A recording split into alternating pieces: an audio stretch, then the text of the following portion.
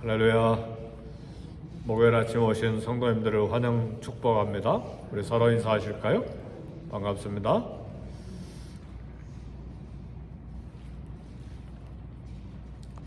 오늘은 좁은 길 좁은 문. 좁은 문, 어떤 크리스찬 문학 작품으로 좁은 문, 이렇게 소설 이름도 이렇게 상상이 되고 그렇습니다. 왜 좁은 문인가? 우리 주님이 산상수훈을 거의 이제 결론을 내리시면서 말씀하는 내용이 좁은 문, 좁은 길입니다. 결론적으로 좁은 문으로 들어가고 좁은 길을 걸어갈 수 있기를 주의 이름으로 축복합니다. 아멘 하시는데 결코 쉬운 일이 아닌데 쉽게 아멘 하셨어요. 말씀을 듣고 은혜 받고 그 말씀이 너무 놀랍고 감격스럽고 막 두 손 들어 찬양하고 다 은혜 받고 좋은 것이죠.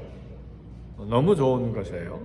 그런데 우리 주님이 말씀하시는 가장 중요한 오늘 아침의 핵심은, 그렇다면 은혜 받고 말씀에 놀라고 하늘의 권능을 느끼고 천국의 헌장을 이렇게 대함으로 감격하고 찬송을 해도, 그러나 가장 중요한 것은 실천하는 것이다. 적용하는 것이다. 그 말씀대로 살아내는 것이다. 오늘은 이제 그 말씀이 이제 주제가 됩니다. 산상수훈을 우리 주님이 마무리하면서 매일의 삶에서 산상수훈의 우리 시민들이잖아요. 오늘 저와 여러분들은 다 천국의 시티즌십을 가지고 있어요.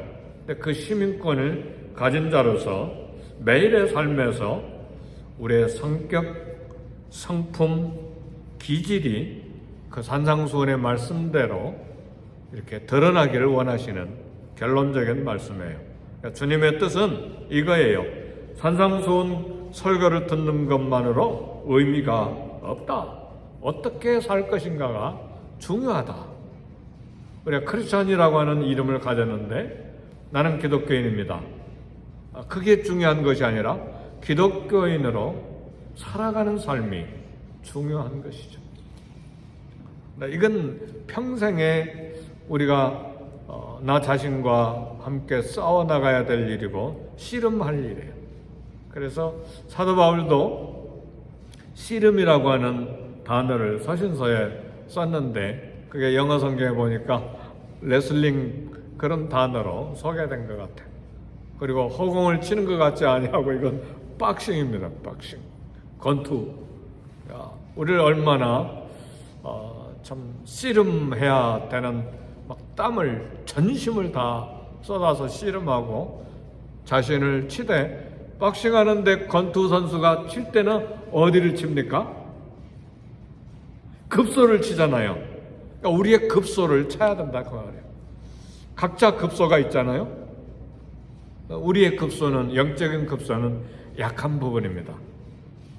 어떤 사람 명예에, 어떤 사람 돈에, 어떤 사람은 또 성욕에, 어떤 사람은 세상 쾌락에, 우리 급소들이 다 약한 부분들이 있어요.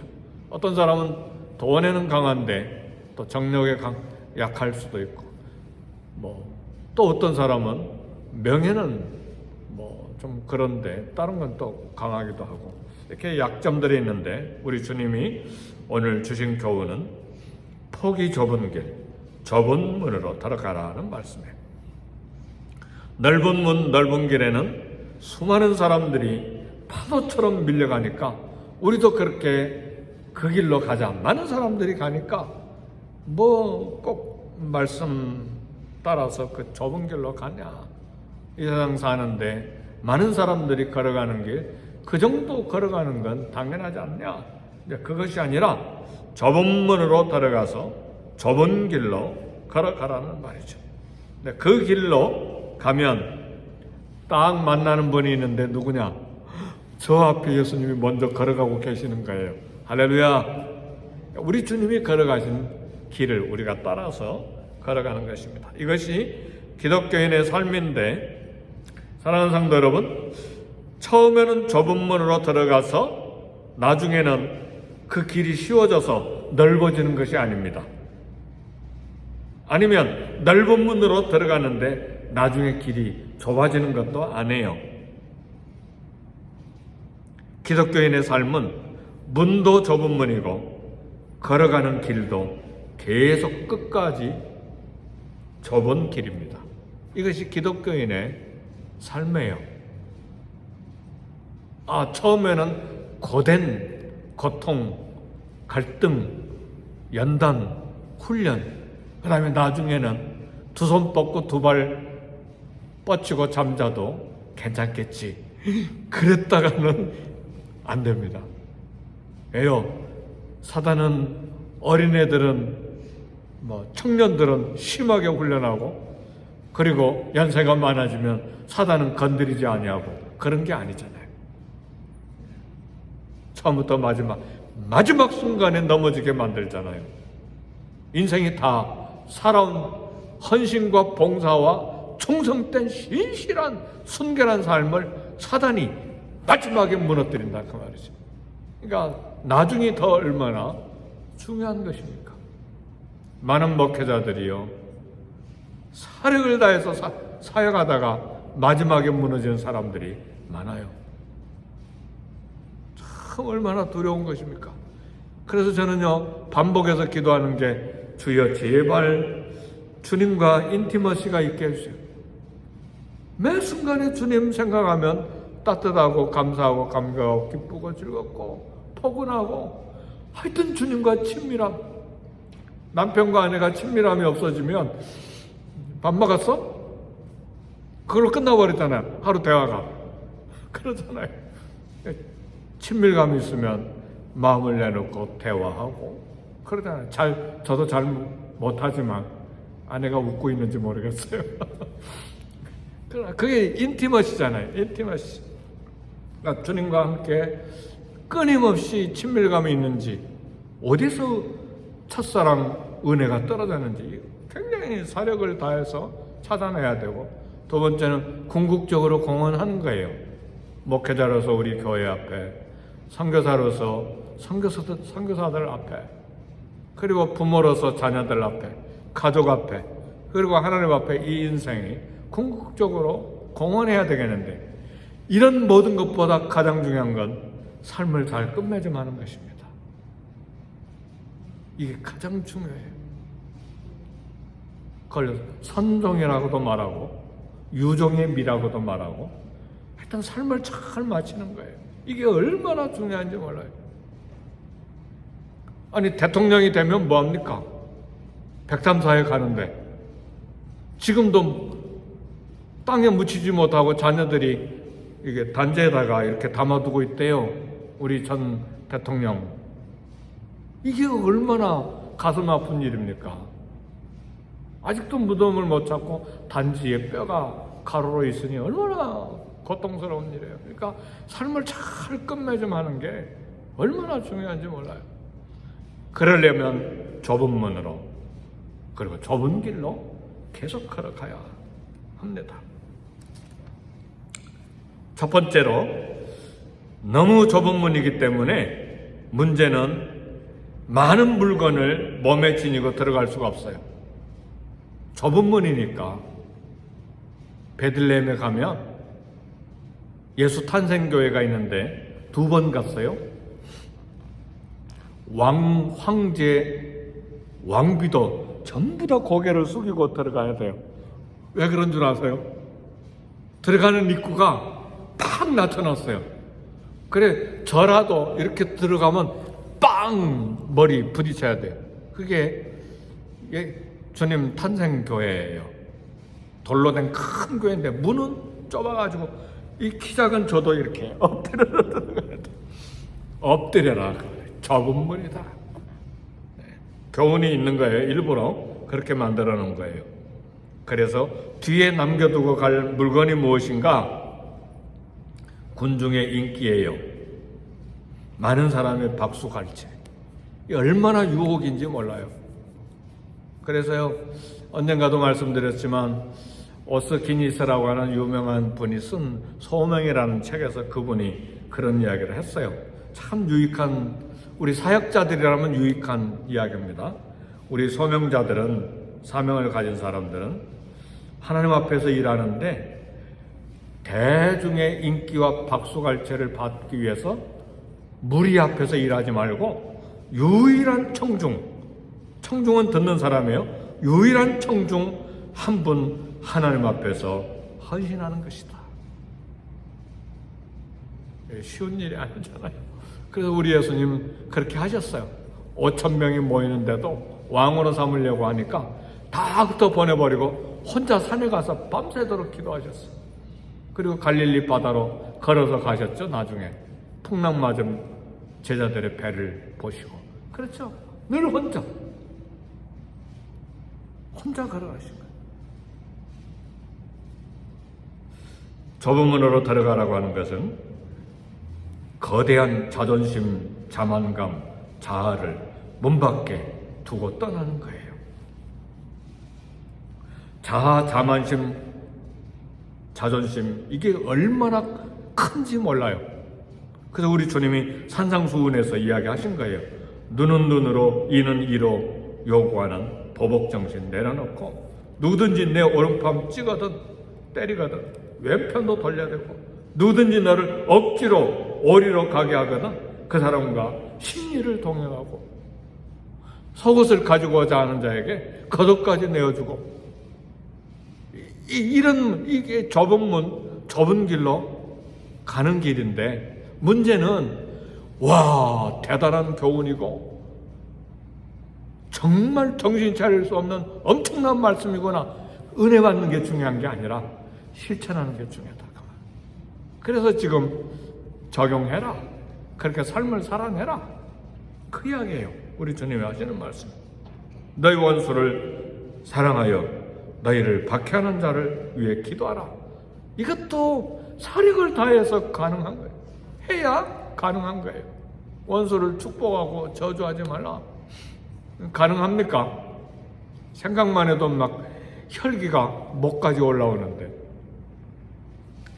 이게 좁은 길, 좁은 문으로 가는 것입니다. 이 좁은 문의 삶은 본능으로 순종하지 못해요. 우리 본능은 뭡니까? 대받아치는 것이죠. 권리를 보호하고 우리를 미워하는 사람 본능적으로 미워하고 그런 것이죠. 그러나 좁은 문의 삶은 이 본능, 자존감, 자만심, 자아, 이 옛사람이라고 그러죠. 옛사람을 다 문 밖에 두고 떠나는 거예요. 위대한 자만심, 자존심을 위해서 늘 그걸 채워달라고 날마다 기도합니까? 그걸 위해서 물질, 그것을 위해서 명예, 그것을 위해서 세상의 것. 그러면 우리 기도 실패하는 거예요. 정말 실패한 거예요. 세상 사람들은 그게 본능이에요. 근데 우리 크리스찬은 그게 아니라는 사실이죠. 복음은 자아와 교만을 부끄러워해요. 심령이 가난한 자는 복이 있나니. 세상에서 심령이 가난해지는 걸 좋아하는 사람 없어요. 너무너무 어려운 것이죠. 그러나 심령이 가난해지지 않으면 비난하는 사람 축복하고 기도 못합니다. 이 자만심, 자존감, 이 자존심, 자아, 십자가에 못 박아야 돼요. 자아 부정, 자기 부인, 자아 권리를 부인하고 문 밖에 두는 거예요. 그래서 고백하잖아. 이제는 내가 사는 것이 아니요 오직 내 안에 그리스도께서 사시는 것이다. 그리스도께서 사십니까? 내가 사는 것이 아니라는 말은 자아를 문 밖에 내어놓았다는 말이에요. 자존심을 내려놨다는 말이에요. 그러므로 이제 내가 사는 것은 나를 위하여 자기 몸을 버리신 하나님의 아들을 믿는 믿음 안에서 사는 것이고 이게 좁은 길로 걸어가는 것입니다. 그래서 좁은 문, 좁은 길 쉽지 않기 때문에 우리 주님이 오늘 하신 말씀은 그것을 찾는 이가 적다 그랬어요. 그러나 사랑하는 성도 여러분, 일반 의사보다 전문의가 당연히 적은 거예요. 전문의 되려면 몇 년 더 공부하잖아요.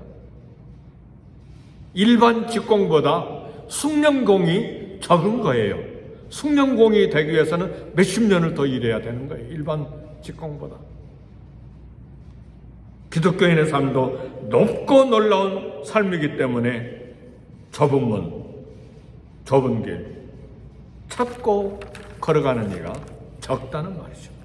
그래서 좁은 문, 좁은 길인 것은 참되게 살기 때문에 고난과 박해가 있어요. 무릇 그리스도 안에서 경건하게 살고자 하는 자는 박해를 받으리라. 그러니까 좁은 문, 좁은 길로 걸어가면서 오해받을 각오도 해야 돼요. 믿음으로 살기 때문에 오해가 있어요. 근데 저도 굉장한 유혹이 있는데 하나님 말씀대로 이렇게 살아가면 되는데 행여나 오해받을까봐 말씀이 굽어진다 그 말이죠. 제게 있는 제일 큰 갈등이 그 부분이에요. 목회자로서 오해받지 않기 위해서, 사람에게 인정받기 위해서. 오늘은 제 마음을 드러냈는데 이거 드러내는 것도 쉬운 건 아닙니다. 근데 그게 제 유혹이죠. 제게 있는 유혹이에요. 많은 사람들에게 칭찬받는 자는 저주가 있다. 우리 주님이 말씀하셨잖아요. 기독교인의 삶의 시작은 어렵지만 뒤에 가서 쉬워지는 게 사실이 아니에요. 걸어가는 내내 마지막 순간까지 좁은 문, 좁은 길입니다. 세월이 가면 갈수록 섭섭한 일이 많아지고 세월이 가면 갈수록 대접받고 싶은 마음이 커져요. 어떻습니까? 안 그래요? 그래 연세들이 많아지면 섭섭한 일이 많아진다고 그러잖아요. 자식들에 대해서. 그럼 어쩔 수가 없어요. 우리 본성이기 때문에. 따라서 좁은 문으로 들어가는 길이 생명의 길에 미묘한 유혹들이 있음을 알고 처음부터 끝까지 경계해야 된다는 말이에요. 우리 예수님은 모범이에요. 우리의 형벌 지옥에서 건지시려고 오셨을 뿐만 아니라 우리 예수님이 오늘 나를 심판 지옥 멸망에서 건지는 것뿐만 아니라 우리에게 삶 전체를 보여주시러 오셨다는 사실을 알아야 돼요. 우리를 거룩하게 하려고 오시고 주님을 닮은 삶을 보여주시려고 이 땅에 오셨어요. 디모데 디도서 2장 14절에 보니까 선한 일을 열심히 하는 백성이 되게 하려고 오셨다 그랬어요. 우리 주님의 목적은 우리가 주님의 살다 가신 그 길을 따라오도록 따라가도록 삶을 보여주신 거예요. 주님이 살다가 가신 길 보여주시고 남겨두신 이 길 좁은 문으로 들어가 좁은 길로 그래서 우리 주님이 걸어가신 거예요. 우리의 특권은 넓은 길, 세상의 넓은 길, 넓은 문으로 군중들이 수없이 파도처럼 밀려가는 그 길을 걸어가는 것이 아니라 우리의 특권은 그것들을 문 밖에 버려두고 주님을 따라가는 거예요. 주님과 함께 걸어가는 게 이게 우리의 특권입니다. 주님과 함께 동행하는 신앙 여정입니다. 거기에는 아픔도 있고 미련도 있고 또 손해볼 것에 대한 굉장한 경계심도 있고 그러나 생명의 길입니다. 구원의 길이에요. 그리고 결국은 예수님을 닮아가는 예수의 향기가 되는 것입니다. 사랑하는 성도 여러분, 신앙생활의 목표가 어디 있습니까? 당장 우리에게 필요한 일용할 양식도 건강 회복도 다 중요하지만 그보다 더 중요한 것은 주님이 가신 길을 따라가는 것입니다. 그래서 히브리서 기자는 믿음의 주여 온전케 하신 인 예수를 바라보자. 그리고 히브리서 3장 1절에 보니까 우리가 믿는 도리의 사도이시며 대제사장이신 예수를 깊이 생각해라.